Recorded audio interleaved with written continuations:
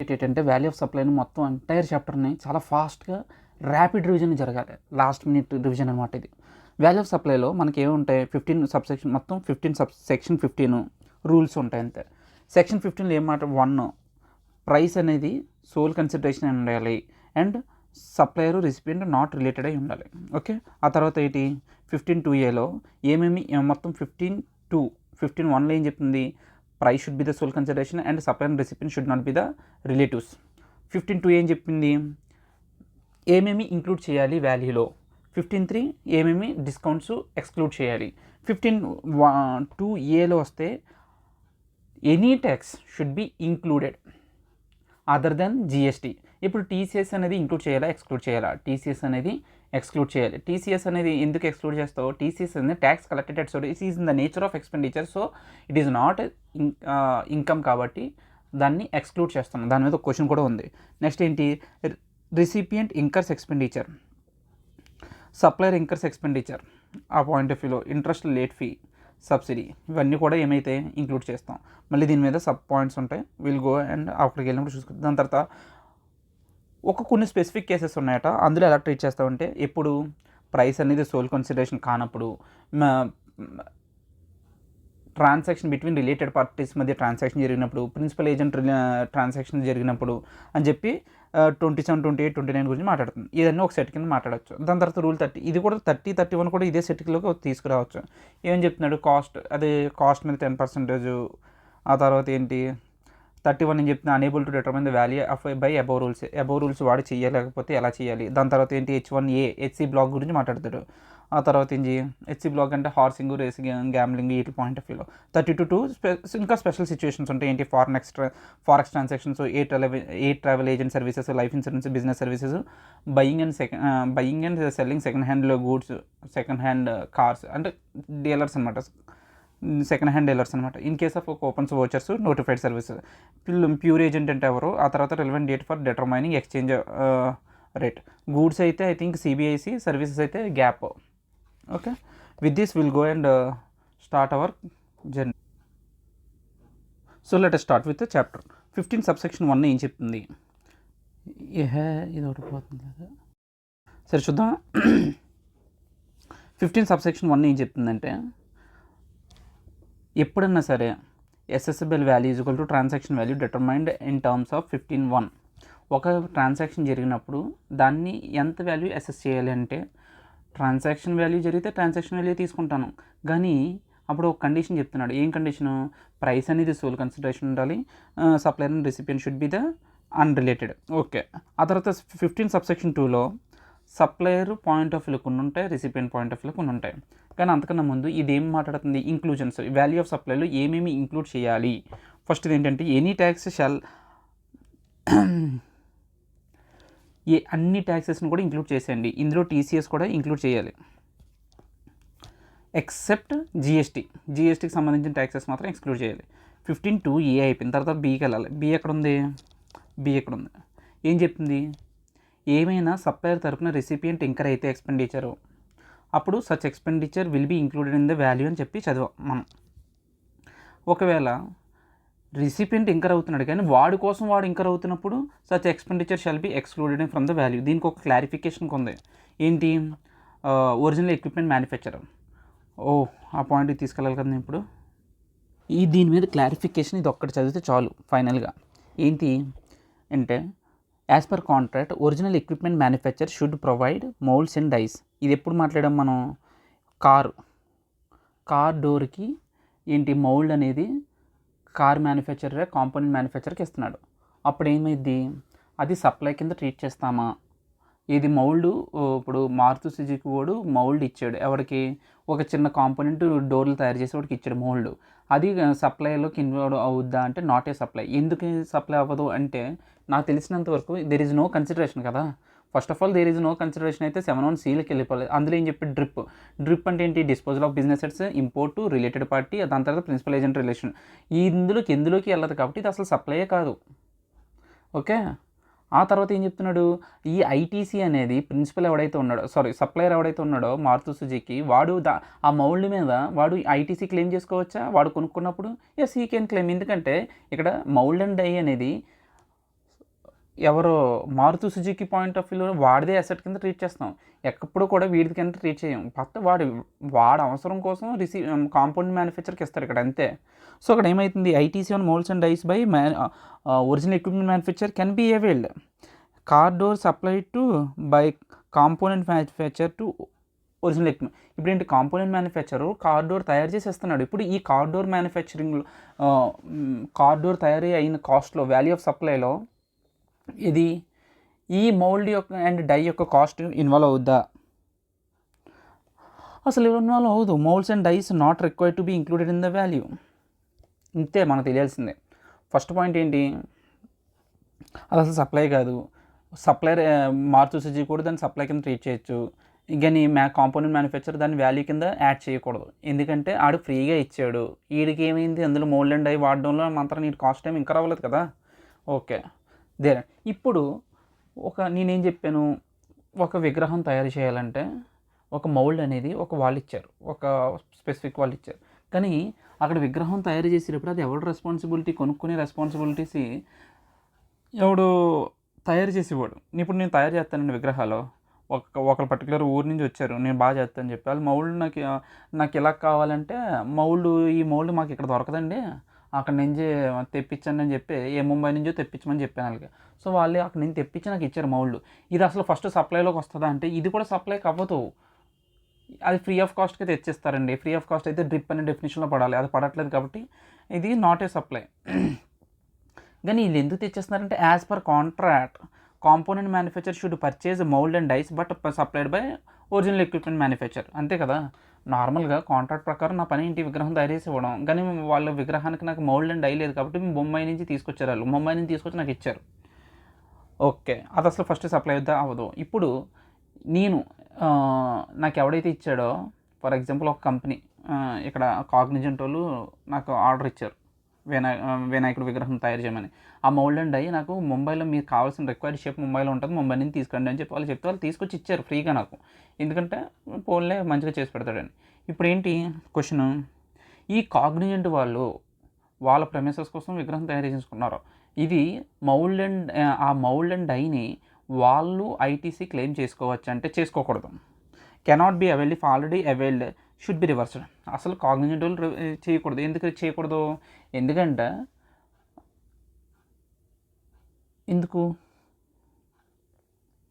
అది ఎవరిది, mould and die అనేది నాకు సంబంధించింది ఇక్కడ, అది నా పాయింట్ ఆఫ్ వ్యూలో, అది నా అవసరం కోసం వాళ్ళు తెచ్చారు కానీ వాళ్ళకి రాకూడదు అది. సో అక్కడ కాగ్నిజెంట్ దాని మీద ఆడ ఎసెట్ కింద ట్రీట్ చేయకూడదు, ఆడెప్పుడు కూడా అది నా ఎసెట్ కింద ట్రీట్ చేయాలి. ఓకే, అందుకని ఆడ తీసుకోకూడదు. నేను తీసుకోవచ్చు నేను తయారు చేసేవాడిని, అండ్ నేను దాని మీద ఆ మౌల్డ్ అండ్ డై యొక్క కాస్ట్ని నా వాల్యూ ఆఫ్ అవుట్పుట్ సప్లైని పెట్టచ్చు.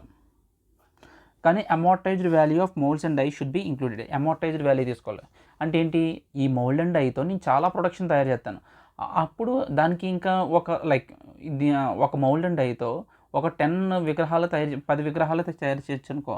10 విగ్రహాలకి ఇప్పుడు ఫస్ట్ విగ్రహానికి ఎంత పోద్దు, ఇంకా ఎంత మిగిలింది దీని వాల్యూ అని చెప్పి అలా అమోర్టైజ్డ్ వాల్యూని మాత్రమే వీడు క్లెయిమ్ చేయగలుగుతాడు. ఓకేనా, నీకు అర్థమైందా? Okay done. First of all ఏంటి, ఇది నాట్ ఏ సప్లై. ఈ point of view as per contract అయితే ఎవడైతే ఒరిజినల్ ఎక్విప్మెంట్ మ్యానుఫ్యాక్చర్ ఉన్నాడో వాడు చేయకూడదు, వాడు ఐటీసీ క్లెయిమ్ చేసుకోకూడదు. అండ్ నేను చేసుకోవచ్చు, నేను ఇండివిజువల్ని. సో అండ్ అమోర్టైజ్డ్ వాల్యూ అనేది మాత్రమే నేను దానికి మౌల్డ్ అండ్ డైకి వాల్యూలో ఇంక్లూడ్ చేయాలి. With this clarification is done. So ఇప్పుడు ఏంటి, మనకి రిసిపియంట్ పాయింట్ ఆఫ్ వ్యూ అయిపోయింది, ఇది అయిపోయింది. నెక్స్ట్ ఏబి తర్వాత సికి వెళ్ళిపోవాలి. ఇప్పుడు supplier incurs expenditure and recovers from recipient in the course of supply such expenditure to be include in the value. Supplier incur అవుతున్నాడు ఎవరి తరపున, రిసిపియంట్ తరపున. But in the course of supply అది నేను ఇవ్వాల్సిన అవుట్పుట్ కోసమే నేను ఇంకర్ అవుతున్నాను కాబట్టి అది it should be include in the value of expenditure కాదు. జస్ట్ ప్యూర్ ఏజెంట్ కింద. ఇప్పుడు ఆడేమి అడిగాడు, నా కస్టమరు, సార్ మీరు తయారు చేసిన మెషినరీ మా ఇంటికి తెచ్చిపెట్టండి సార్ అన్నాడు. అది యాక్చువల్ నా పని ఏంటి, మెషినరీ తయారు చేసి ఇవ్వడమే, లైక్ మెషినరీ అమ్మడం మాత్రమే నా రెస్పాన్సిబిలిటీ. కానీ ఆడేమి అడుగుతున్నా, ఆ రిక్వెస్ట్ కోరితే నేను ఇస్తున్నాను. అదేంటి, ప్యూర్ ఏజెంట్ సర్వీస్ చేస్తున్నాం కాబట్టి అదేమంది అది వాల్యూలో ఇంక్లూడ్ అవ్వదు. Okay, after delivery such expenditure should be excluded from the value. ఇక్కడ దీనికి ఏం చెప్తున్నాడు, రూల్ 33ని లింక్ చేశాడు. రూల్ 33 ఏం మాట్లాడుతుందంటే ప్యూర్ ఏజెంట్ సర్వీసెస్ ఎప్పుడు రికగ్నైజ్ చేయాలి. ప్యూర్ ఏజెంట్ సర్వీసెస్ అంటే ఏంటంటే ఫస్ట్ వాళ్ళిద్దరి మధ్య ఏముండాలి, అగ్రిమెంట్ ఉండాలి. ఇలా ప్యూర్ ఏజెంట్ సర్వీసెస్ని ఎంటర్ అవుతుంది. Supplier should enter into an agreement with respect to act as pure agent with respect to expenditure. ఆ ఎక్స్పెండిచర్ సంబంధించి అటు ప్యూర్ ఏజెంట్లో బిహేవ్ చేయడానికి ఒక అగ్రిమెంట్ అనేది ఉండాలి. Supplier should recover only the actual amount. దానికైన ఖర్చు మాత్రమే అది తీసుకోవాలి, ఆడు ప్రాఫిట్ యాడ్ చేసుకోకూడదు. Supplier should not hold title of the goods or services so procured. Okay, supplier should not use the said goods or services so procured for his personal పర్పస్కి వాడకూడదు. Agreement ఉండాలి, యాక్చువల్ అమౌంట్ మాత్రమే వసూలు చేయాలి, should not hold any title and should not use for his personal purpose. అప్పుడే వాడిని pure agent consider చేస్తాం. Once you are a pure agent that will not be added in the value of the supply. ఇది ఎవరు చెప్పారు, rule 33 చెప్పింది. So we're done with rule 33. So next ఏం చెప్తుంది, subsidy received by supplier 15(2)(e). ఎప్పుడు కూడా subsidy అనేది 2 పార్ట్ల కింద డివైడ్ చేయాలి. ఒకటి ఏంటి, డైరెక్ట్లీ లింక్ టు ప్రైస్ అన్నాడు, కానీ మెయిన్ క్వశ్చన్స్లో ఏంటంటే సెంట్రల్ గవర్నమెంట్ నుంచి వస్తుందా అదర్స్ దగ్గర నుంచి వస్తుందా. ఇక్కడ ఏంటి, directly link to the product. ఒకటి చెప్పి నాకు Ather vehicle directly link to the product. అప్పుడు ఏంటి, from central government state government నుంచి వస్తే ఏం చేయాలి, ఎక్స్క్లూడ్ చేసేస్తాం, అది వాల్యూలో ఇంక్లూడ్ చూపించాం. అదే గవర్నమెంట్ నుంచి కాకుండా ఇంకెవరి దగ్గర నుంచి వచ్చినా సరే అదేమైంది, వాల్యూలో ఇంక్లూడ్ అవుద్ది. ఇది ఏతర్ అనేది ఒక ఎగ్జాంపుల్ చెప్పాను. ఇంకోటి not directly link to price. ఏంటి, ఒక ఫర్ ఎగ్జాంపుల్ ల్యాండ్, ఒక ప్రాజెక్ట్ పెట్టుకోవడానికి ఒక మారుమూల ప్లేస్లో ఏమి ఇచ్చాడు, నాకు ప్లేస్ ఇచ్చాడు అనుకో, నాకు సమ్ అమౌంట్ ఆఫ్ బెనిఫిట్ ఇచ్చాడు. అదేమవుతుంది, ఇప్పుడు సోలార్ ప్యానల్ పెట్టుకోవడానికి, ఒక సెటప్ పవర్ ప్లాంట్ పెట్టడానికి కూడా ఇటువంటి వాటిని ఏమంటాడు, not directly link to the price of the అవుట్పుట్తో సంబంధం లేదు, అవుట్పుట్తో సంబంధం లేదు. ఇది సెటప్ కోసం ఇస్తున్నారు. ఇటువంటి ఎలా చేయాలంటే ignored and not considered in the value treated as donations ఎలా ట్రీట్ చేస్తుంది ఇలా చేయాలి. ఇఫ్ క్వశ్చన్ ఈజ్ కన్సిడర్డ్, ఇది చూడు ఇన్ మీద క్వశ్చన్ నెంబర్ 16 ఉంటుంది. If question is silent consider the given price after reducing the subsidy amount in the given question, original price minus subsidy given price. So question ఏం చెప్పకపోతే subsidy point of ఎప్పుడు ఎలా తీసుకోవాలి, ఆడ already subsidy minus చేసేసే ఇచ్చాడు అని నువ్వు assumption తీసుకోవాలని చెప్పి ఉంది. ఇది చాలా ఉపయోగపడుతుంది. ఇక్కడ question number 16 from ICI study మెటీరియల్లో అక్కడ ఏమంటాడు, సబ్సిడీ వచ్చింది అని అంటాడు. అది చాలా క్వశ్చన్స్ ఉంటే చూసుకోవచ్చు. నెక్స్ట్ ఏంటి, ప్యూర్ ఏజెంట్ సర్వీసెస్లో ఇది పాయింట్ చెప్పడం మర్చిపోయాను. ఏంటి, passenger service PSF and UDF. Passenger service fee and user development fee collected by airline operators from passengers are to be remitted to airport operator and falls under expenditure incurred as a pure agent. ఏమవుతుంది, ఇందులో నీకు already చెప్పాను క్లాస్లో, ఏం చెప్పాను, passenger service fee and user development fee. ఇప్పుడు airport authorities ఏం చేస్తాయి, ఇది ఆ ఎమ్యూనిటీస్ యూజ్ చేస్తున్నందుకు ప్యాసింజర్స్ దగ్గర నుంచి డబ్బులు కలెక్ట్ చేయాలి. ఈ డబ్బులు యాక్చువల్లీ ఎవరు కలెక్ట్ చేస్తున్నారు, ఈ టికెట్లు అమ్మేవో ఎయిర్ ట్రావెల్ ఏజెన్సీ ఎవరైతే కింగ్ ఫిషర్ వీళ్ళు ఎప్పుడైతే వాళ్ళు టికెట్లు అమ్ముతున్నారో అప్పుడే వాళ్ళ దగ్గర కస్టమర్స్ దగ్గర ఆ అమౌంట్ కూడా క్యాలిక్యులేట్ చేసేస్తున్నారు. సో గ్యాదర్ చేసేస్తున్నారు. కాబట్టి ఇది వాల్యూ ఆఫ్ సప్లైలో ఇంక్లూడ్ అవుద్దా ఎక్స్క్లూడ్ అవ్వాలా, అది ఎక్స్క్లూడ్ అవ్వాలి. ఎందుకంటే అది వాల్యూ కాదు, అది వాళ్ళ తరపున కాదు, just is acting as a pure agent. So అది should not be include in the value of the supply. Okay, next ఏం చెప్తున్నాడు, exclusion from the value of the supply. ఏమేమి ఎక్స్క్లూడ్ చేయాలి వాల్యూ ఆఫ్ ద సప్లైలోంచి,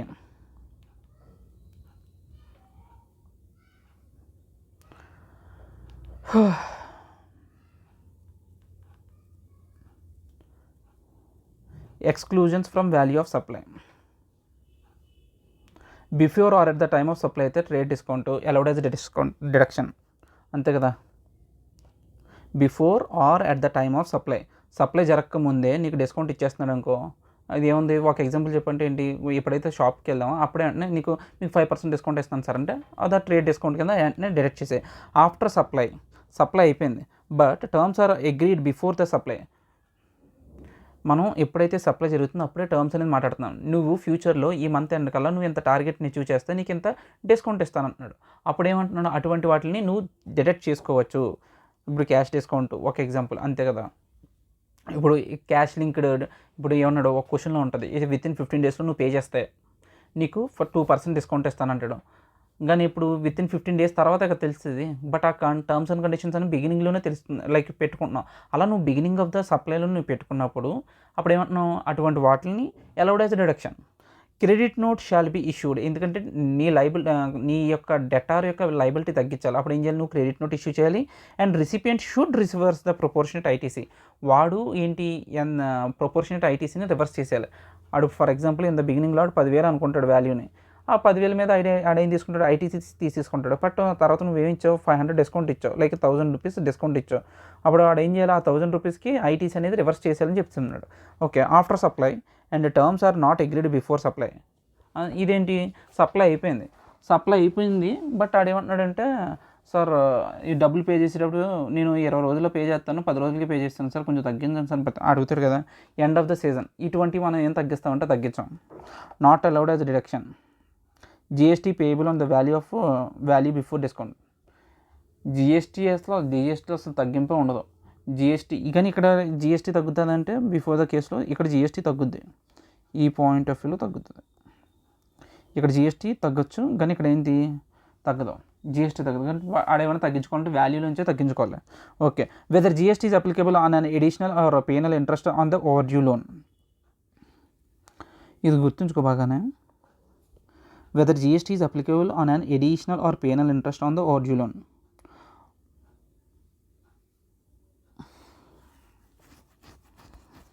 ఇప్పుడు there are two transactions options involving in EMI that are relevant in the trade. In view of the provisions of the law discussed above, there are two options along with the GST applicability as follows. ఇక్కడ question ఏంటి, ఒక లోను 1 month కల్లా pay చేయాలి, pay చేయాలి. అందువలన ఆడేం చేశాడు, interest, penal interest, additional interest అని చెప్పి క్రియేట్ చేశాడు. ఇప్పుడు ఈ ఎడిషనల్ ఇంట్రెస్టెస్ అవి ఇటువంటివి, వీటి మీద జిఎస్టీ పడుతుందా అన్నది క్వశ్చన్. నార్మల్గా మనకి ఏం తెలుసు, ఇంట్రెస్ట్ ఆన్ డిపాజిట్స్, లోన్స్ అనే వాటి మీద జిఎస్టీ రాదు, ఎందుకంటే అది సప్లై అనే దాంట్లో డెఫినేషన్లోనే ఎక్స్క్లూడ్ అవుతుంది కాబట్టి అది రాదు.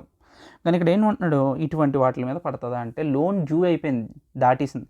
సో హైర్ పర్చేస్ ట్రాన్సాక్షన్ ఒకటి ఉంటుంది, హైర్ పర్చేస్ ఫైనాన్సింగ్ ఒకటి ఉంటుంది.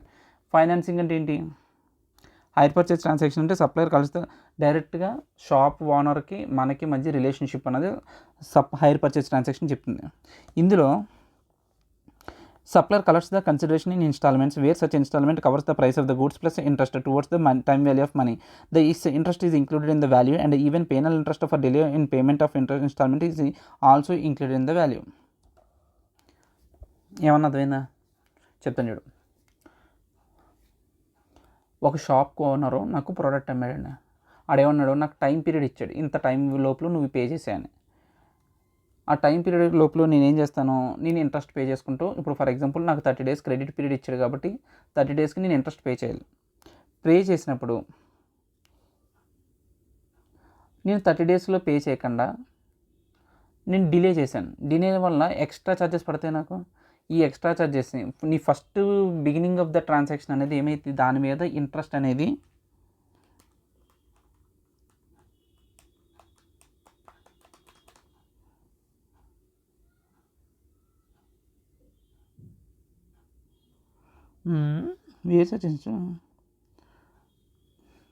నీ ఫస్ట్ ప్రిన్సిపల్ ట్రాన్సాక్షన్ అనే దాంట్లో ఇంట్రెస్ట్ అనేది ఇంక్లూడ్ అవుతుంది కాబట్టి దీని మీద కూడా జిఎస్టీ లెవీ అవుతుందని చెప్తాడు. సారీ, దీని మీద నాకు బిట్ వస్తుందని ఎక్స్పెక్టేషన్ ఉంది, ఎందుకంటే కొంచెం ట్రిక్కీగా ఉంది. ఏం లేదు, హైర్ పర్చేస్ ట్రాన్సాక్షన్ అంటే ఏంటో తెలుసు, హైర్ పర్చేస్ ఫైనాన్సింగ్ అంటే ఏంటో చెప్తాను చూడు. హైర్ పర్చేస్ ఫైనాన్సింగ్ అంటే ఏం లేదు, నేను ఇతర వెహికల్ కొనుక్కున్నా, ఒక బైక్ కొనుక్కున్నా ఎక్కడి నుంచి, షోరూమ్ దగ్గర నుంచి, బట్ నాకు ఫైనాన్సింగ్ ఎవరు చేశారు, హెచ్డిఎఫ్సి.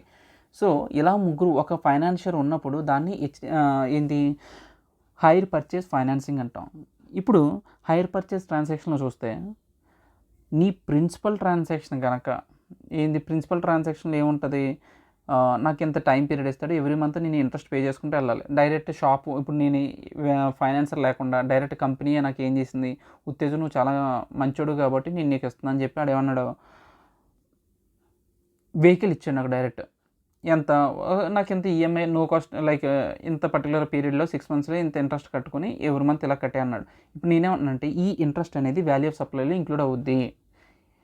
అప్పుడు మెయిన్ సప్లై వాల్యూ ఆఫ్ సప్లైలో ఇంక్లూడ్ అయ్యింది కాబట్టి ఇప్పుడు దాని మీద డిలే, ఇప్పుడు నేను within the time pay చేయకపోవడం వల్ల ఏం చేస్తున్నాను, ఇంట్రెస్ట్ డిలేస్ వీటి మీద కూడా నేను ఎక్స్ట్రా ఇంట్రెస్ట్ పే చేస్తాను కదా.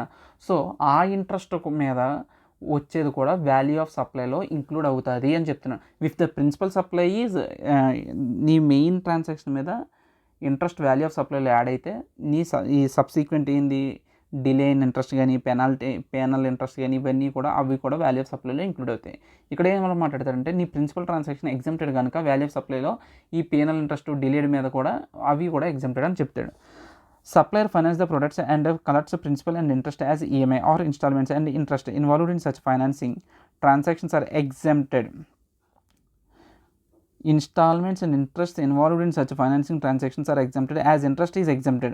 Interest exempted కాబట్టి penal interest is also exempted. Interest exempted కాబట్టి దాని మీద పడే ఈ penal interest కూడా exempted. Okay, we are done with this question. సరే క్వశ్చన్ అంటే ఏంటి, ఇది అయిపోయింది. 1 సెకండ్ చూస్తే సర్క్యులర్లో ఉన్నాయి. ఇప్పుడు ఇన్సూరెన్స్ కంపెనీలు ఎవ్రీ మంత్ రెన్యువల్ చేయించుకుంటూ వెళ్తావా, లాస్ట్ ఇయర్ నువ్వేం వాడలేదు కాబట్టి ఇప్పుడు ఏమైంది, రెన్యువల్ చేయించుకునేటప్పుడు నీకు కొంచెం డిస్కౌంట్ ఇస్తారు. ఈ డిస్కౌంట్ అనేది వాల్యూ ఆఫ్ సప్లైలో ఇంక్లూడ్ అవుద్దా ఎక్స్క్లూడ్ అవుద్దా అన్నది question.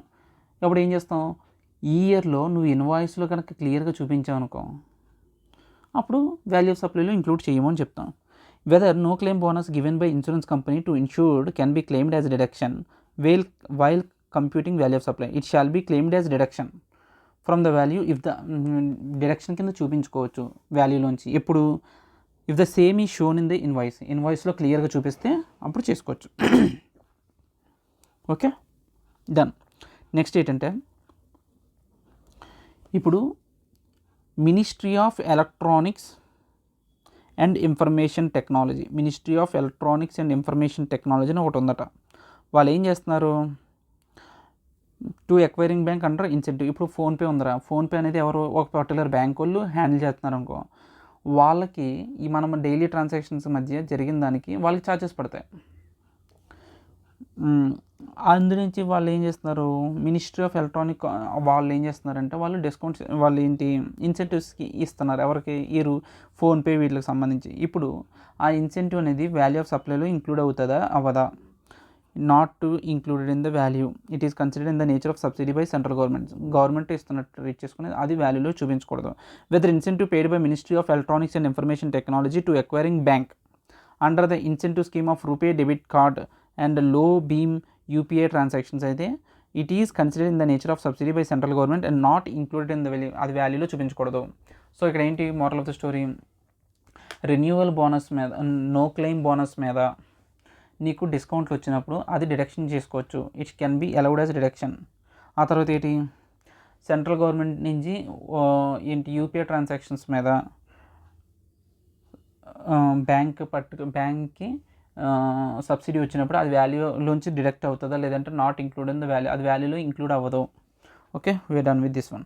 Now we're going with రూల్స్లోకి వెళ్ళిపోతున్నాం. We're so 1 second. రూల్స్ 27 నుంచి 31 వరకు చూద్దాం. ఈ సెక్షన్, ఈ పర్టికులర్ కేటగిరీలో ఏం చెప్తున్నాడు, price is not the sole consideration.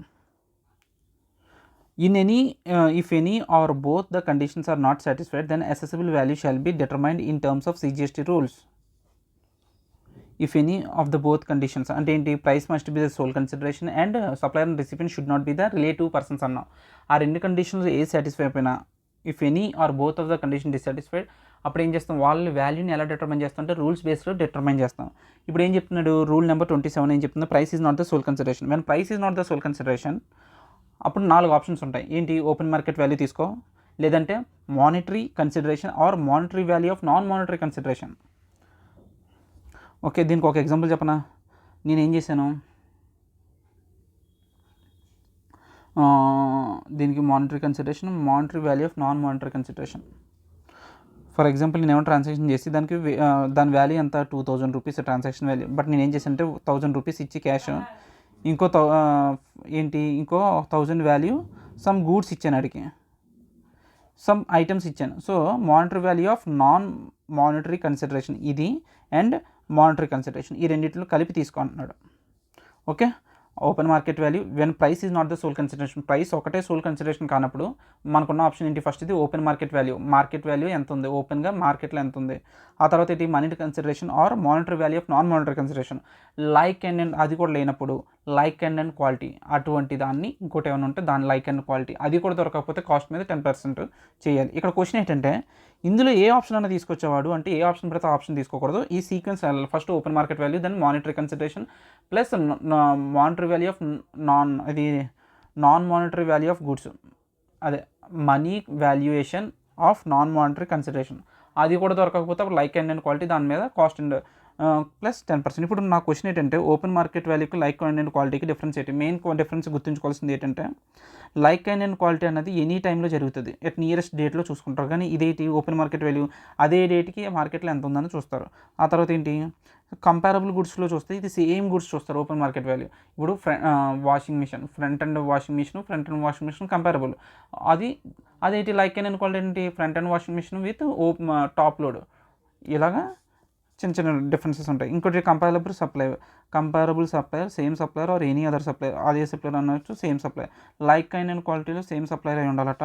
Compare value ఏంటి comparable value, transaction value or as per the rules. Open market వాల్యూలో ఏది కంపేర్ చేసుకుంటాం, ట్రాన్సాక్షన్ వాల్యూనే కంపేర్ చేసుకుంటాం. ఇదేంటి లైక్ అండ్ క్వాలిటీలో even will go with rules as a transaction value or rules. So we are good with price when price is not the sole consideration. Then next నుంచి ఏం చేస్తామంటే ఇప్పుడు నెక్స్ట్ వెళ్ళేది పాయింట్కి ఒక్కొక్క పాయింట్ని కట్ చేసుకుంటూ వెళ్తాను అనమాట. సెకండ్ పాయింట్లో సెకండ్ దాన్ని కట్ చేయాలి. అంటే రూల్ నెంబర్ 27 తర్వాత ఇప్పుడు ఎక్కడికి వెళ్తున్నాం, రూల్ నెంబర్ 28కి వెళ్తున్నాం. ఇక్కడ ఏం చెప్తుందంటే transaction between related persons including distinct persons, related persons మధ్య అయినా డిస్టింక్ట్ పర్సన్స్ మధ్య అయినా జరిగే ట్రాన్సాక్షన్స్లో ఎలా చేయాలి. ఇక్కడ ఎన్ని ఆప్షన్స్ ఉంటాయి, నార్మల్గా ఫస్ట్ దానికి రూల్ 27 4 ఆప్షన్స్ ఉన్నాయి, ఇక్కడ 3 ఆప్షన్స్ ఉన్నాయి. అంటే ఏం చేసాం, ఇది తీసేసాం, ఓకే సెకండ్ ఆప్షన్ తీసేసాం. ఇక్కడ ఏం చెప్తుందంటే రిసిపియంట్ ఎలిజిబుల్ ఫర్ 100% ఐటీసీ, నేను సప్లయర్ని, నా రిసిపియంటు వీడు కనుక 100% ఐటీసీకి ఎలిజిబుల్ క్యాండిడేట్ అయితే ఆడు ఎంత చెప్తే ట్రాన్సాక్షన్ వల్ల అదే ఓపెన్ మార్కెట్ వాల్యూ అని నేను అనుకుంటా. ఈవెన్ 1 రూపీ చెప్పినా సరే అదే నేను ఓపెన్ మార్కెట్ వాల్యూ అని అనుకుంటా. ఒకవేళ recipient not eligible for 100% ITC, వీడు 100% ఐటీసీకి ఎలిజిబుల్ కాదు అనుకుంటే అప్పుడు ఏం చేస్తాను, దెన్ ఓపెన్ మార్కెట్ వాల్యూ అనేది ఎలా డిటర్మైన్ చేస్తానంటే, ఒకవేళ ఇది 100% ఇది ఐటీసీకి ఇన్ఎలిజిబుల్ క్యాండిడేట్ అయితే అప్పుడు ఏం చేస్తాను, మార్కెట్లోకి వెళ్ళి ఓపెన్ మార్కెట్ వాల్యూ జెన్యూన్గా ఓపెన్ మార్కెట్ వాల్యూ ఎంత ఉందో తీసుకుంటా. లేదు అంటే నీకు వీడికి ఇంకో ఆప్షన్ కూడా ఇస్తాను నేను, ఏంటి alternative in case of goods. నువ్వు కనుక గూడ్స్ కేసు అయితే సర్వీసెస్ కాకుండా నువ్వు గూడ్స్ కేసు అయితే at the option of the supplier of each supply, ప్రతి సప్లై మీద నీకు ఆప్షన్ ఇస్తా, ఇది గూడ్సే, ఈ గూడ్స్ మీద నువ్వు ఎలా క్యాలిక్యులేట్ చేసుకుంటున్నావు నీ ఇష్టం. ఏమంటున్నాడు, 90% of the price at which the recipient supplies like and quality to unrelated buyer, recipient should not process those goods but should have been sold at such. అంటే దాని అర్థం ఏంటి, ఇక్కడ చూడు నేను చెప్తాను క్లియర్గా. ఇప్పుడు నేను ఎవరిని, సప్లయర్ని. ఇప్పుడు ఒక క్షణం అంటే నేను సప్లయర్ని రా, నేను నా రెసిపియంట్కి ఇచ్చినప్పుడు ఎక్కడ నాకు వాడికి మధ్య జరిగిన వాల్యూ ఎంత అన్నది క్వశ్చను. దీ క్వశ్చన్కి ఆన్సర్ ఏం చెప్తున్నాడు వీడు, వాల్యూ ఎంత అంటే వీడు 100% ఎలిజిబుల్ అయితే వీడు ఎంత ట్రాన్సాక్షన్ వాల్యూ చెప్తే అంత తీసుకో. వీడు 100% ఎలిజిబుల్ ఐటీసీకి కాదు అంటే ఆ ఓపెన్ మార్కెట్ వాల్యూని డిటర్మైన్ చేయి. లేదు అంటే నీకు ఇంకో ఆప్షన్ ఇస్తున్నాను. ఆ ఆప్షన్ ఏంటంటే వీడు నా రెసిపియంట్ వాడు ఏం చేస్తాడు, మళ్ళీ వీడు సప్లై చేసుకుంటాడు ఇంకోటికి, థర్డ్ పార్టీకి ఇచ్చుకుంటాడు కదా. ఇప్పుడు వీడికి ఇచ్చినప్పుడు వీడు ఎంత అయితే వాల్యూ ఇస్తున్నాడో, ఫర్ ఎగ్జాంపుల్ 100 రూపీస్కి అమ్మాడు అనుకో, ఇందులో 90% అనేది నేను ఓపెన్ మార్కెట్ వాల్యూ అదే ట్రాన్సాక్షన్ వాల్యూ అని నేను అనుకుంటానని చెప్తాడు. అది ఎప్పుడు ఓన్లీ గూడ్స్ పాయింట్ ఆఫ్ వ్యూలో అయితేనే. గూడ్స్కి అయితే ఎట్ ద ఆప్షన్, ఈ ఆప్షన్ ఎవరికి, సప్లయర్కి ఉంది. 90% of the price at which the recipient supplies like kind and quality, ఇదే లైక్ కైండ్ అండ్ క్వాలిటీ ఐటమ్స్ని ఎవరికి ఇస్తున్నాడు, third party to the unrelated buyer, ఇంకో అన్రిలేటెడ్ బయ్యర్కి ఇస్తున్నాడు. అప్పుడు ఏం చేయాలి రెసిపియెంట్. ఇప్పుడు కాకపోతే దీనికి ఒక కండిషన్ పెట్టాడు. ఏంటి ఆ కండిషను, ఈ కండిషన్ ఏంటంటే వీడు ఎవడైతే ఉన్నాడో ఈ రెసిపియెంట్కి వీడు ఈ గూడ్స్ మీద ఎటువంటి ప్రాసెస్ చెయ్యకూడదు. ఈ షుడ్ నాట్ ప్రాసెస్, ఈ ఎలా వచ్చిన ఐటమ్ని అలా అమ్మాలి. Recipient should not process those goods but should have been sold as such, ఎలా వచ్చిందో అలా అమ్మే. ఓకే, అది ఫస్ట్ ఆప్షన్. అది లేకపోతే అప్పుడు నువ్వేం చేయాలి, డైరెక్ట్గా లైక్ అండ్ క్వాలిటీకి వెళ్ళిపో. అది కూడా లేకపోతే కాస్ట్ ప్లస్ 10% అంతే, డన్. ఇప్పుడు ఎలా డిటర్మైన్ చేస్తాం? Transactions between related persons including destiny persons. ఇదేం చెప్తుంది? రూల్ 28 చెప్పింది. ఇది ఎవరికి? గూడ్స్ అండ్ సర్వీసెస్కి. ముందు రూల్ 27 కూడా గూడ్స్ అండ్ సర్వీసెస్, ఇది కూడా గూడ్స్ అండ్ సర్వీసెస్. అది price is the not a sole consideration. ఇక్కడ ఏంటి? Related parts. అంటే ఇక్కడ ఫస్ట్ ఓకే, నువ్వు చూస్తే బేసిక్ కండిషన్ ఏంటి? Price must be the sole consideration and supplier recipient should not be the related parties. ఆ రెండింటికి వైలేషన్ చెప్పింది ఇది. ఇప్పుడు ఏం చెప్తున్నాడంటే దీంట్లో ఫస్ట్ పాయింట్ తర్వాత ఇంకో పాయింట్ కూడా ఉందా? ఓకే చూడలేదు ఇది. సరే, రూల్ 28లోనే ఇంకోటి చెప్తాడు. ఇది ఏం చెప్తాడు? Supplier of services providing corporate guarantee to any banking company or financial institution on behalf of recipient. ఇక్కడ ఏం చెప్తున్నాడంటే వీడు సప్లయర్, వీడెవరో supplier services providing corporate guarantee. వీడు కార్పొరేట్ గ్యారంటీ ఇస్తున్నాడు. ఇది ఒక కంపెనీ. ఒక క్షణం. సో ఇక్కడ పాయింట్ ఏంటంటే చూడు, ఇక్కడ మంచిగా రాశాను. ఏంటి? కాగ్నిజెంట్ అనేవాడు బ్యాంక్కి గ్యారంటీ ఇస్తున్నాడు. ఎవరికి? జన్పేటకి. బ్యాంక్ అనేవాడు, జన్పేట అనేవాడు బ్యాంక్ దగ్గరికి వెళ్ళాడు, 100 crores లోన్ కావాలని. దీనికి కాగ్నిజెంట్ ఇచ్చాడు, గ్యారంటీ ఇచ్చాడు. ఇటువంటి కేసెస్లో ఒక కార్పొరేట్ గ్యారంటీ ఇచ్చేటప్పుడు supplier of services providing corporate guarantee to any banking company or financial institution on behalf of the recipient related party అయితే, ఇద్దరు ఎవరో రిలేటెడ్ పార్టీస్ అనుకో, అప్పుడు వాల్యూ ఆఫ్ సప్లై అనేది ఎంత డిటర్మైన్ చేస్తామంటే value of supply is equal to actual consideration or 1% of the corporate guarantee. అంతే కదా? ఇక్కడ 100 crores గ్యారంటీ, 100 crores మీద 1% to 1 crore or actual consideration ఎంత? 10 lakhs, whichever is higher. Whichever is higher. Okay. ఆ తర్వాత ఇప్పుడు నేను ఒక డైరెక్టర్ని, నా పర్సనల్ గ్యారంటీలో నేనేంటి కాగ్నిజెంట్లో పెద్ద డైరెక్టర్ని. ఇప్పుడు నేను అడుగుతున్నా బ్యాంకు, నేను గ్యారంటీ ఇస్తాను జన్పేటకి లోన్ ఇవ్వంటే అడిచ్చాడు అనుకో. ఇప్పుడు నాకు వాల్యూ ఆఫ్ కన్సిడరేషన్ ఎంత అనేది డిటర్మైన్ చేస్తే అసలు వాల్యూ ఆఫ్ కన్సిడరేషన్ ఈజ్ నిల్.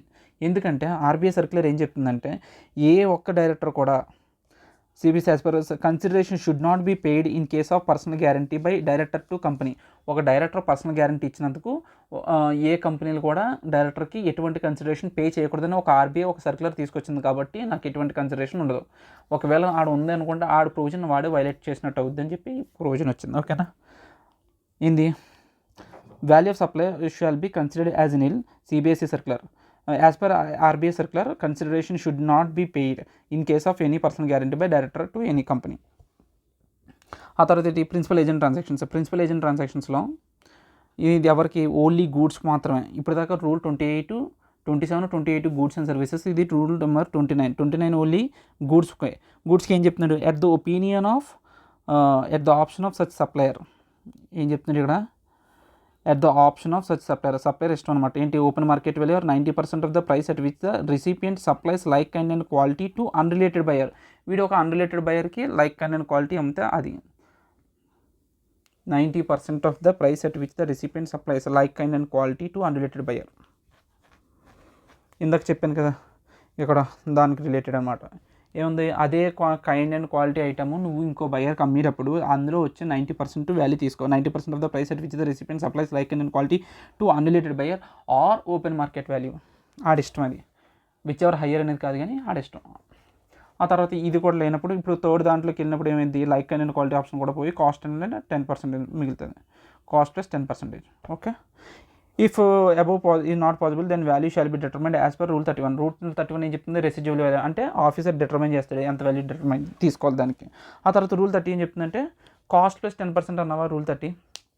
29 తర్వాత రూల్ 30. ఆ కాస్ట్ ప్లస్ 10% అనేది మ్యానుఫ్యాక్చర్కి అయితే ఎలాగా? మ్యానుఫ్యాక్చర్కి అయితే in case of manufacture cost of production తీసుకో. ఇన్ కేస్ ఆఫ్ ట్రేడర్ అయితే కాస్ట్ ఆఫ్ ఎక్విజిషన్ తీసుకో. In case of service provider ఇది cost of acquisition. In case of trader అయితే ఎక్విజిషన్ కాస్ట్ తీసుకో. ఒకవేళ సర్వీస్ ప్రొవైడర్ అనుకో అప్పుడు ఏం తీసుకుంటావు? Cost of service. Okay, done. Manufacturer అయితే ప్రొడక్షన్ మీద, ట్రేడర్ అయితే ఎక్విజిషన్ మీద, సర్వీస్ ప్రొవైడర్ అయితే ఏంటి? ఆడికి cost of providing such service. అయితే ఇక్కడ ఏంటంటే మళ్ళీ ఇంకో పాయింట్లో ఎక్కడైతే ఇన్ సచ్ కేస్ ఇది in case of services rule in case of services, Rule 30 can be skipped and processed to Rule 31 as determining the cost of providing service is difficult. In case నీకు service cost determine కష్టమైతే అప్పుడు ఏం చేస్తావు, Rule 31 residual value తీసుకుంటావు, అది ఎవడో officer determine చేసిన rate. ఇంకోటి ఏంటంటే పైన చెప్పిన రూల్ నెంబర్ 28లో open market value equal to transaction value అని ఇక్కడ చెప్పాను కదా. ఇప్పుడు ఎలిజిబుల్ రెసిపియెంట్ కనుక 100% ఐటీసీకి ఎలిజిబుల్ అయితే అప్పుడు ఏం చెప్పావు, open market value equal to transaction value even ₹1 consider as transaction value అని చెప్పి ఇక్కడ చెప్తారు. In such cases invoice can be generated for any value even ₹1 can be considered as value. Okay ఈ పాయింట్ అయిపోయింది. Next we are going to HC black.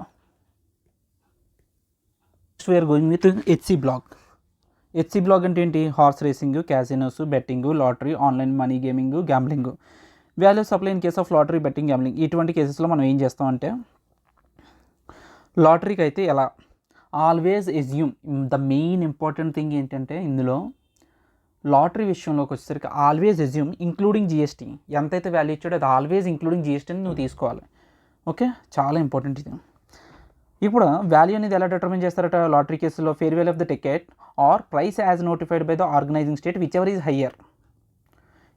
GST rate నార్మల్గా lotteries మీద ఎప్పుడు కూడా 28% ఉంటుంది. టికెట్ మీద ఉన్న రేటు కానీ ఆ స్టేటు ఏదైతే ఉందో నోటిఫై చేస్తుందట, ఆర్గనైజింగ్ స్టేట్ ఎవరైతే ఉన్నారో వాళ్ళు నోటిఫై చేస్తారు, ఆ notified rate which ever is higher తీసుకుంటాం. అది ఏమిటి లాటరీ పాయింట్ ఆఫ్ వ్యూ. అదే ఇప్పుడు supply of actionable claim in the form of chance to win in betting, gambling and horse racing. ఇప్పుడు మనం ఏం మాట్లాడాం, ఎలా గురించి మాట్లాడేసాం, లాటరీ గురించి. ఇప్పుడు ఏంటి, బెట్టింగు, గ్యాంబ్లింగు, ఇంకోటి ఏదో చెప్పాడు హార్స్ రేసింగ్. ఇది ఈ మూడిట్లో మాట్లాడతాం. ఉండొకసారి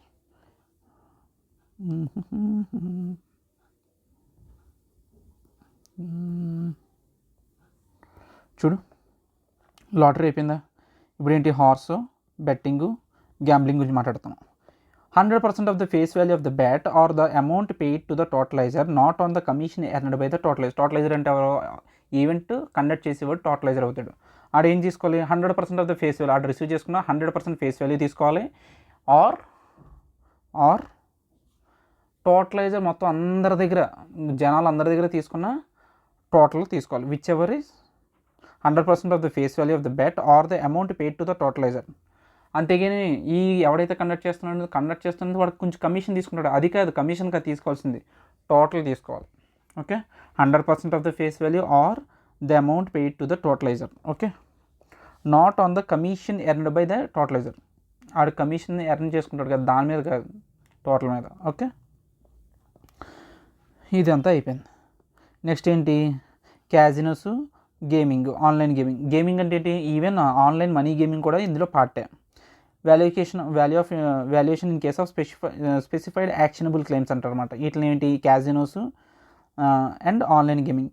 ఏం లేదురా ఇందులో, మనీకి సంబంధించిన ఎటువంటి వాల్యూ అయినా దాన్నే వాల్యూ ఆఫ్ సప్లై. ఇప్పుడు ఈ గేమ్ ఆడుకోవడానికి అక్కడ ఎంతైతే ఖర్చు పెడతాడో టోటల్ మనీ, అది మనీ అవని, మనీ వర్త్ అవని, పేయబుల్ అవని, deposited with supplier by way of money అవని, moneys worth including virtual digital asset అవని, by or on behalf of player, ఇదంతా కూడా వాల్యూ ఆఫ్ సప్లయర్. ఇక్కడ ఏమంటాడు క్యాజినోస్లో, అది ఇక్కడ ఏంటి వర్చువల్ డిజిటల్ అసెట్ అన్నాడా, ఇక్కడ దేనికోసం కొంటారు వీళ్ళు, tokens, chips, coins or tickets for use in the casino by the on behalf of the player.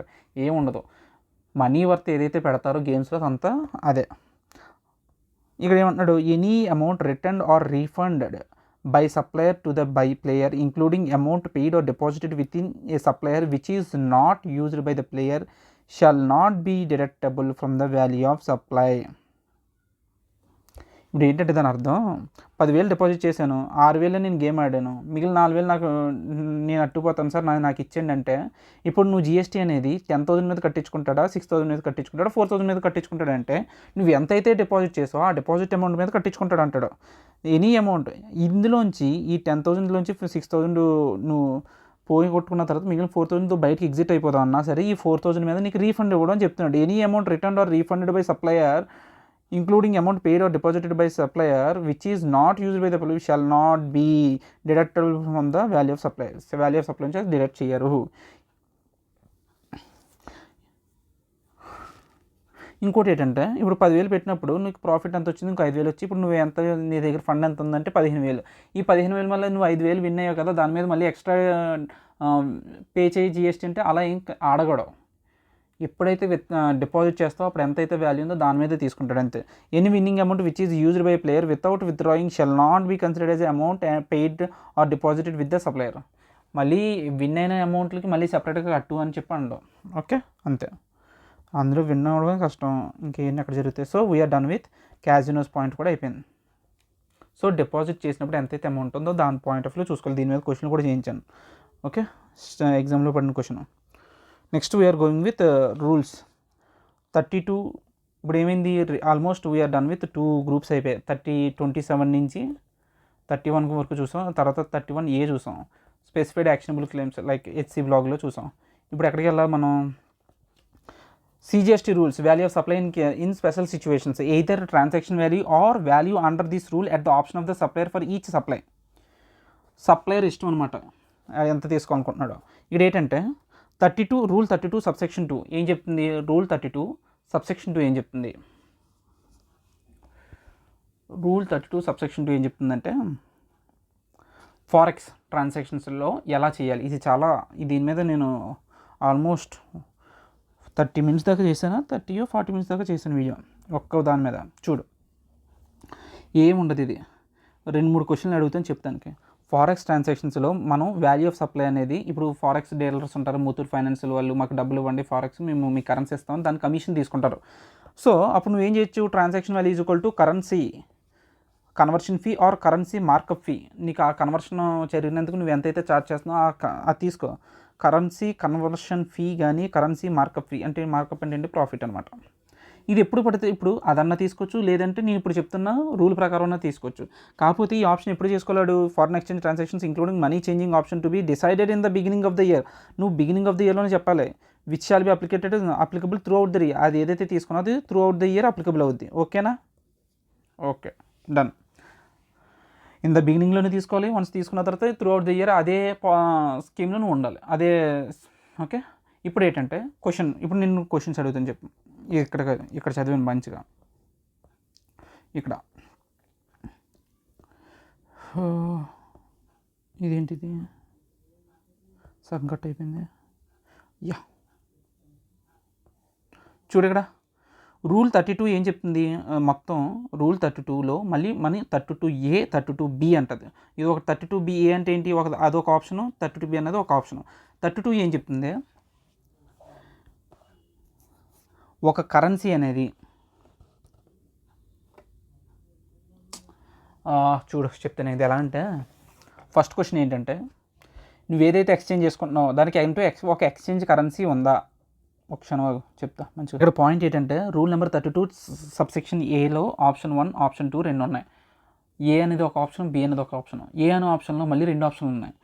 ఇప్పుడు ఏంటి క్వశ్చన్ ఏంటంటే, ఫస్ట్ క్వశ్చన్ ఎక్స్చేంజ్ ట్రాన్సాక్షన్. ఇప్పుడు ఏదైతే ఇప్పుడు రూపీకి డాలర్కి జరిగిందిరా కోర్టు, అప్పుడు నీ దగ్గర ఎక్స్చేంజ్ డాలర్కి ఎంత వాల్యూ, ఎక్స్చేంజ్ వాల్యూ నీ దగ్గర ఉందా లేదా క్వశ్చన్ చేయి. ఎస్ ఉంది. అప్పుడు ఏం చేస్తాం, ఈ ఆప్షన్లోకి వస్తాం డైరెక్ట్గా. When one of the currency exchange in a transaction involves అంటే ఏంటి, రూపీకి డాలర్కి మధ్య జరిగింది అక్కడ ట్రాన్సాక్షన్, అందులో డాలర్కి ఎక్స్చేంజ్ రేట్ ఉందనుకో, అప్పుడు నీ దగ్గర ఈ ఆప్షన్ ఉంటుంది. ఎప్పుడు దానికి అగెనిస్ట్గా మళ్ళీ ఇంకో క్వశ్చన్ అడగాలి. ఇప్పుడు దానికి ఆర్బీఐ రిఫరెన్స్ రేట్ అవైలబుల్గా ఉందా లేదా, ఎస్ అవైలబుల్ అన్నాడా, ఓకే. అప్పుడు ఏం చేస్తాం, బిడ్డా ఆస్కా ఏదో ఒకటి తీసుకుంటాం ఒక రేటు, అది ఎక్స్చేంజ్ రేట్ అంటాను, మైనస్ ఆర్బీఐ రిఫరెన్స్ రేట్. ఈ రెండిట్ల మధ్య ఉన్న డిఫరెన్స్తో ఈ నెంబర్ ఆఫ్ యూనిట్స్ అంటే $100,000 అన్నాడు అనుకో, $1,000తో మల్టిప్లై చేస్తాం. ఓకే, అది when RBI reference rate is available. ఇప్పుడు RBI reference rate not available అన్నాడు, అప్పుడు ఏం చేస్తాం, గ్రాస్ అమౌంట్ ఎలా అవుతుంది, ఎక్స్చేంజ్ రేట్ ఉంది కదా నీ దగ్గర, exchange rate into number of units తీసుకుంటా, అంటే $1,000 అనుకుంటే $1,000 into 1%. Okay, that's it. First question ఏంటి, ఎక్స్చేంజ్ ట్రాన్సాక్షన్ ఉందా లేదా with respect to the currency. Yes ఉంది, ఫస్ట్ దాంట్లోకి వచ్చాయి. అందులో మళ్ళీ ఏంటి, ఆర్బీఐ రిఫరెన్స్ రేట్ ఉందా, ఉంది. Difference between RBI reference rate and exchange rate into units, లేదు అనుకుంటే అప్పుడు ఏం చేస్తాడు, గ్రాస్ అమౌంట్ ఇంటూ 1%, అంటే ఆర్బీఐ రిఫరెన్స్ రేట్ లేకపోతే. ఇప్పుడు ఇంకో క్వశ్చన్ ఏంటంటే ఎక్స్చేంజ్ రేటే లేదు డైరెక్ట్ కోర్టుకి, అంటే ఇది క్రాస్ కరెన్సీ ట్రాన్సాక్షన్స్ అనమాట. ఇవి ఎలాగంటే ఒక ఎగ్జాంపుల్ చెప్తాను చూడు. ఇప్పుడు మనకు జరిగిన ట్రాన్సాక్షన్ ఏంటంటే రూపీకి డాలర్కి, కానీ ఆడు ఇచ్చిన కోడ్స్ ఎలా ఉన్నాయంటే డాలర్కి ఎన్కి ఇచ్చాడు, ఎన్కి రూపీకి ఇచ్చాడు. సో ఇప్పుడు మనం రూపీకి డాలర్కి ఎలా కనుక్కుంటాం అంటే క్రాస్ కరెన్సీ రేట్ కనుక్కుంటాం. ఈ క్రాస్ కరెన్సీ రేట్లలో మనకు ఫస్ట్ కావాల్సింది ఏంటంటే ఆర్బీఐ రిఫరెన్స్ రేట్ ఉండాలి. Unless until you have RBI reference rate, 1 second ఆగు, మనం ఉన్నాం. When the currencies exchange in transactions are foreign currency. ఇప్పుడు ఏంటి క్రాస్ కరెన్సీలో ఇప్పుడు ఏం మాట్లాడాలంటే ఇక్కడ మళ్ళీ రెండు ఆప్షన్స్ ఉంటాయి. ఇక్కడ పర్చేజ్ కరెన్సీ అంటాడు, ఇంకోటేమో సేల్ కరెన్సీ అంటాడు. ఇదేం కాదు, కానీ నువ్వు ఇప్పుడు నార్మల్గా ఒక కరెన్సీకి ఏముంటుంది, ఎగ్నిస్ట్గా రూపీ ఉంటుంది, దాన్ని డైరెక్ట్ కన్వర్ట్ చేసి ఆర్బీఐ రెఫరెన్స్ రేట్లు వాడి దాని మీద 1% కట్టించుకోవచ్చు. ఒకవేళ నీకు డైరెక్ట్ కరెన్సీ కోట్ లేదనుకో, లైక్ ఇలాగా లేకపోతే అప్పుడు ఏం చేస్తావు, క్రాస్ కరెన్సీ రేట్ ఇప్పుడు ఇక్కడ ఎలా ఉందో అలా చేసుకోవచ్చు. చేసుకుని దాంతో ఆర్బీఐ రిఫరెన్స్ రేట్లతో మల్టిప్లై చేసుకొని దాని మీద 1% తీసుకో. ఇంకోటి 32B దీని మీద ఇంకా క్లారిటీ కావాలంటే దీని మీద ఒక వీడియో చేశాను, ఆ వీడియోలో చూసుకో. ఓకే, ఇది ఫారెక్స్ మీద సెపరేట్ వీడియో ఉంది. నెక్స్ట్ ఏంటంటే rule number 32B. Rule number 32Bలో ఏం మాట్లాడుతుందంటే స్లాబ్ రేట్స్లో చేసుకోవచ్చు అని చెప్తాడు. ఎలాగా, గ్రాస్ అమౌంట్ అనేది exchange rate into units multiply చేసినప్పుడు ఒక గ్రాస్ అమౌంట్ వస్తుందా, అది అప్ టు 1 lakh అయితే 1% of the gross amount or 250 whichever is higher, 1% of the gross amount. అదే నెక్స్ట్ స్లాబ్లో ఏంటి, అప్ టు 10 lakhs చూసుకుంటా, అంటే ఈవెన్ 10 lakhs కూడా ఈ స్లాబ్లోనే ఉంటుంది. ఓకే, 10 lakhs కూడా ఇదే. అయితే దానికి ఏమంటున్నాడు, 0.5% ఆఫ్ ద అమౌంట్ అన్నాడు. అదే ఇప్పుడు 10 lakhs కూడా దాటిస్తుంది అనుకో, అప్పుడు ఏమంటావు 0.1% of the gross or 60,000 whichever is lower. ఇది బాగా గుర్తుంచుకోవాల్సింది ఏంటంటే ఫస్ట్ దాంట్లో హయ్యర్ ఉంటుంది, amount or 250 whichever is higher, 250 whichever is higher. ఇక్కడ ఏంటి 60,000 విచ్ ఎవర్ ఈజ్ లోవర్, అంటే మ్యాక్సిమం ఎంత తీసుకుందామని ఆడు దీని కింద 60,000 వరకే చాలు అని చెప్పి అనుకున్నాడు. ఓకే, మిగిలిన ఇందులో ఏంటి 10 lakhs కన్నా ఎబవ్ ఉన్నది ఇందులోకి వస్తుంది. ఓకే, ఇందులో 1 lakh అయితే ఇందులో ఫస్ట్ దాంట్లోకి వస్తుంది. ఓకే, 1%, 0.5%, 0.1% అంతే. వీటేంటి వాల్యూ కెనాట్ బి డిటర్మైన్డ్. ఒకవేళ ఇక్కడ ఇప్పుడు ఏంటి, ఇక్కడ ఆర్బీఐ రిఫరెన్స్ రేట్ లేదనుకో, ఇక్కడ చూస్తావు నువ్వు, ఇక్కడ ఆర్బీఐ రిఫరెన్స్ రేట్ లేదనుకో, అప్పుడు నువ్వు ఇది చేయగలవంటే చేయలేవు. ఆప్షన్ 32A అనేది ఆప్షన్ 2 తీసుకోలేవు ఇందులో. ఒకవేళ ఆర్బీఐ రిఫరెన్స్ రేటు ఉన్నా క్రాస్ కరెన్సీ ఉంటే 32B తీసుకోలేవు. అదే చెప్తుంది ఈ 2 పాయింట్లు. నెక్స్ట్ ఏంటంటే ఏ ట్రావెల్ ఏజెంట్ సర్వీసెస్ 32(3)లోకి వెళ్ళిపోతున్నాం. నార్మల్గా నీకు ఏ ట్రావెల్ ఏజెంట్ సర్వీసెస్లో టికెట్ మీద చాలా రేట్స్ ఉంటాయి. బేసిక్ ఫేర్ ఉంటుంది, అదర్ సర్చార్జ్ అని అలా కొన్ని ఛార్జెస్ ఉంటాయి. అప్పుడు కానీ మనం ఏం చేయాలంటే ఈ రూలు 30 బేస్ ఫేర్ మీదే క్యాలిక్యులేట్ చేయాలి. బేస్ ఫేర్ అదే డొమెస్టిక్ మీద అయితే 5% ఆఫ్ ద బేస్ ఫేర్, అదే ఇంటర్నేషనల్ బుకింగ్స్ మీద అయితే ఎంత 10% of the base fair. Basic fair and base fair అంటే ఏంటి, fair on which commission is normally paid to the travel agent by the airlines. Okay, నీకు 32(3) కూడా అయిపోయింది. ఏంటి 5% డొమెస్టిక్లో అయితే 5%, ఇంటర్నేషనల్ అయితే 10% బేస్ ఫేర్ మీద తీసుకుంటాం. ఓకే, దాని తర్వాత ఇది 32(4) లైఫ్ ఇన్సూరెన్స్ ప్రీమియమ్స్లో ఇక్కడ 4-5 కేటగిరీస్ ఉంటాయి. ఇటు రిస్క్ కవర్ అని ఒకటి ఉంటుంది, risk cover, single premium, reinvestment policy, ఇంకోటి ఏంటంటే అదర్స్. ఓకే, ఈ రిస్క్ కవర్లో ఎంటైర్ ప్రీమియం మీద మనం ఏం చేస్తాం, రిస్క్ కవర్ పాలసీస్లో ఎంటైర్ ప్రీమియం అనేది నీకు వాల్యూ ఆఫ్ సప్లై అవుతుంది. సింగిల్ ప్రీమియం ఉన్న చోట 10% of the single premium. Okay, reinvestment policy మీద where amount allocated for investment is intimated to policy holder. ఇక్కడ ఏంటంటే ఏం లేదు, రీఇన్వెస్ట్మెంట్ పాలసీలో ఏం చెప్తామంటే నువ్వు ఎంతో కొంత అమౌంట్ ఇస్తారు. 5 lakhs ఇచ్చినప్పుడు 3 lakhs అనేది 4 lakhs అనేది మేము రీఇన్వెస్ట్ చేస్తాం, 1 lakh మేము ఇది where amount allocated for investment for is intimated to policy holders value is equal to gross premium minus amount invested. amount allocated for investment. If amount allocated for investment is not communicated to policy holder, then it is treated as other policies. Other policies అయితే ఏం చెప్పాలి, 25% of the premium అనేది with respect to first year and 12.5% with respect to the subsequent years. First ఇయర్లో ఎంత 25%, second year నుంచి 12.5%, second year నుంచి. Okay, ఇక్కడ reinvestment point of వ్యూలో మాట్లాడితే రీఇన్వెస్ట్మెంట్ పాలసీలో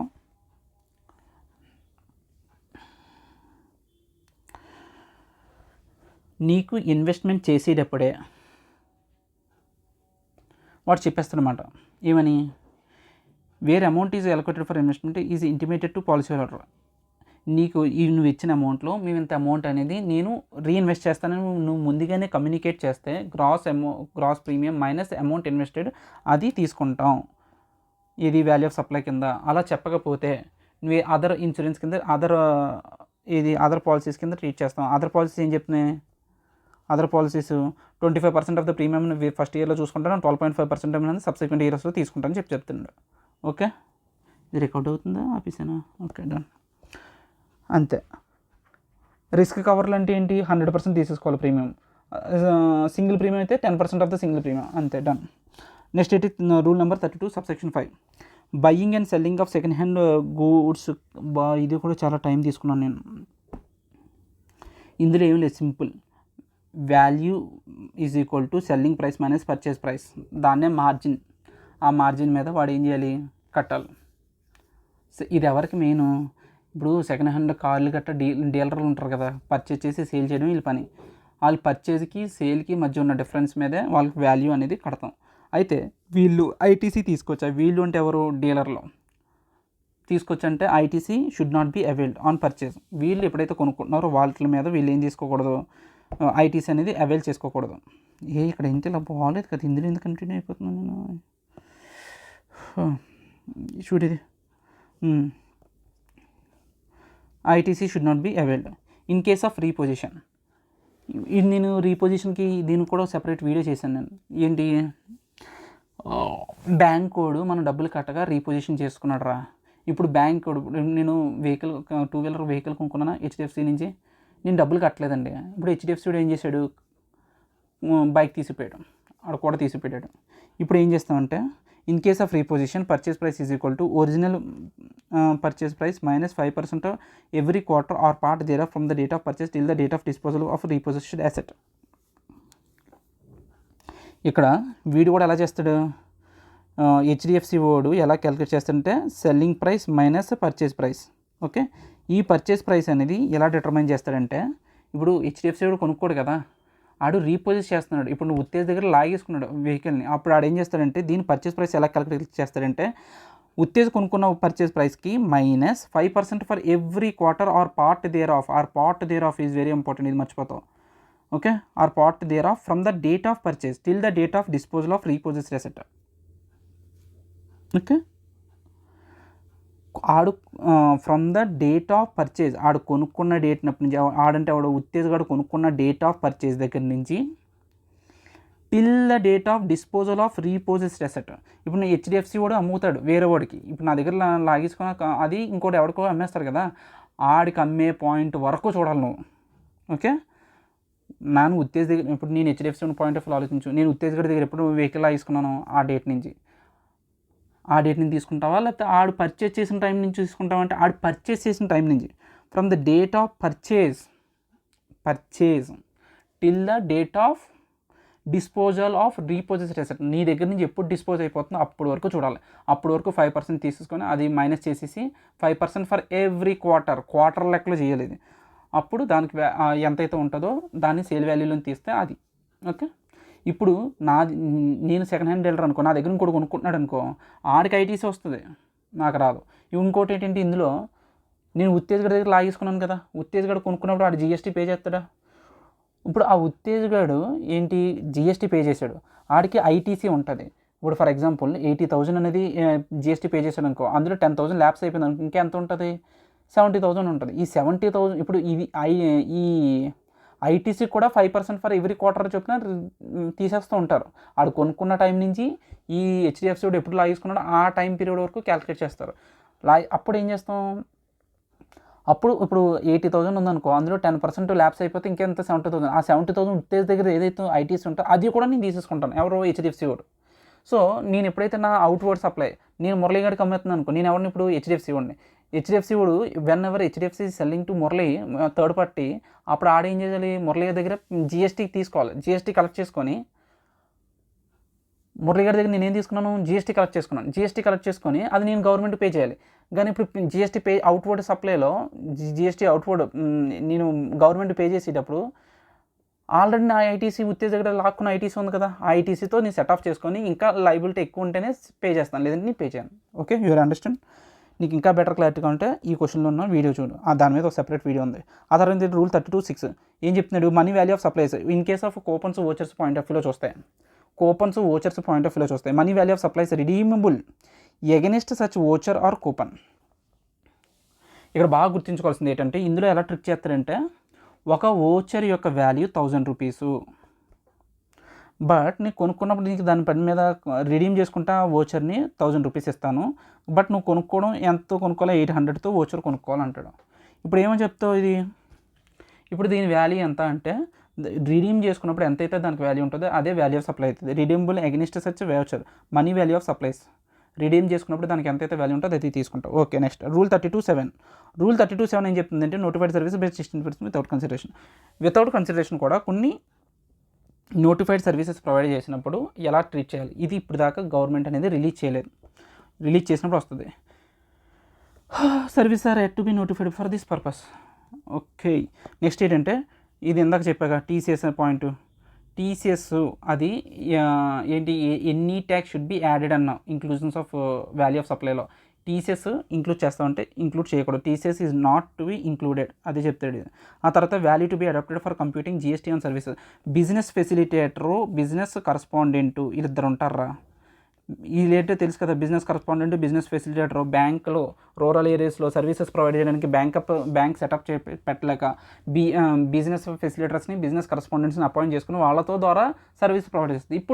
ఇప్పుడు నా క్వశ్చన్ ఏంటంటే, వీళ్ళు బిజినెస్ ఫెసిలిటేటర్ కానీ బిజినెస్ కరస్పాండెంట్ కానీ కస్టమర్కి సర్వీసెస్ ప్రొవైడ్ చేస్తారు. ఇప్పుడు చూడు, కస్టమర్కి ఏం చేస్తారు వీళ్ళు, సర్వీస్ ఆన్ బిహాఫ్. ఇప్పుడు కస్టమర్ ఏం చేస్తాడు, డబ్బులు ఇస్తాడు ఆ చేసిన సర్వీస్కి.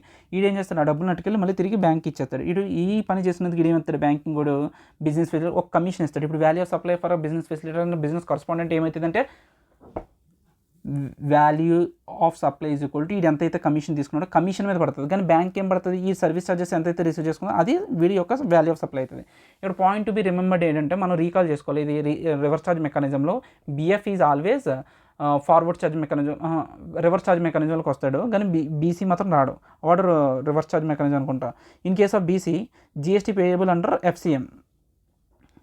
అదే in case of BF, GST payable under RCM by banking company and commission. Okay, బిఎఫ్కి ఇప్పుడు కూడా ఆర్సీఎం అప్లికబుల్ అవుతుంది. Relevant date for determining the exchange rate for the purpose of valuation and computation of GST. GST కంప్యూటేషన్కి అడుగుతున్నాడు, ఏమడుగుతున్నాడు, relevant date for determining exchange rates. Exchange rates చెప్పు అని అడుగుతున్నాడు. ఇదేంటిది అడ్డుగా, గూడ్స్కి ఎక్స్చేంజ్ రేట్ ఏం తీసుకోవాలి, సర్వీసెస్కి ఏం తీసుకోవాలి. గూడ్స్కి ఏం తీసుకుంటా అంటే, సిబిఎస్ఈ చెప్తున్న rate notified by CBSE prevailing on the time of supply determined as per section 12. ఏం చెప్తుంటే, సిబిఐ టైమ్ ఆఫ్ సప్లై అంటే టైట్కి, సిబిఎస్ఈ టైమ్ ఆఫ్ సప్లై అయినా అంటే ఇటు సప్లై ఎప్పుడు జరిగిందో ఆ టైంకి సిబిఎస్ఈ డిక్లేర్ చేస్తున్న రేట్ తీసుకో. లేదు అంటే సర్వీసెస్ ఏమనుకో, జిఏఏపీ ఏదైతే చెప్తుందో rate determined as per GAAP prevailing time of supply point of వ్యూలో జిఏఏపీ రూల్స్ ప్రకారం ఎంత అవుతుందో రేటు అది తీసుకో. ఓకే, నెక్స్ట్ ఇంకోటి ఏం చెప్తున్నాడు, note exchange gain or loss shall be ignored for the purpose of GST. ఇప్పుడు ఏంటి, నార్మల్గా ఏంటి ఇక్కడ గూడ్స్ పాయింట్ ఆఫ్ వ్యూలో సిబిఎస్ఈ తీసుకోమన్నాను కదా, సిబిఎస్ఈ $1కి 70 రూపీస్ అని చెప్పింది. కానీ రియల్ టైమ్ ఎక్స్చేంజ్ రేట్ ఎంత ఉందంటే నీకు 80 రూపీస్ ఉందనుకో. ఇక్కడ నీకేంటి, నువ్వు ఆడికి పే చేసేది 80, లైక్ నువ్వు రిసీవ్ చేసుకునేది 80 రూపీస్ అనుకో, నువ్వు ఏదో ఎక్స్పోర్ట్ చేసావు, దానికి అగెనిస్ట్గా 80 రూపీస్ నువ్వేం చేసుకున్నావు, $1కి 80 రూపీస్ రిసీవ్ చేసుకున్నావు. కానీ సిబిఎస్ఈ ఎంత చెప్తుంది, సిబిఎస్ఈ ప్రకారం $1కి ఎక్స్చేంజ్ రేట్ 70 రూపీస్ ఉంది. అంటే నువ్వు how much you are making a gain ఎందుకు వస్తుందంటే, నువ్వు పే చేయాలి. ఇప్పుడు గవర్నమెంట్కి నువ్వు రిసీవ్ చేసుకున్న దాని మీద పే చేయాలి.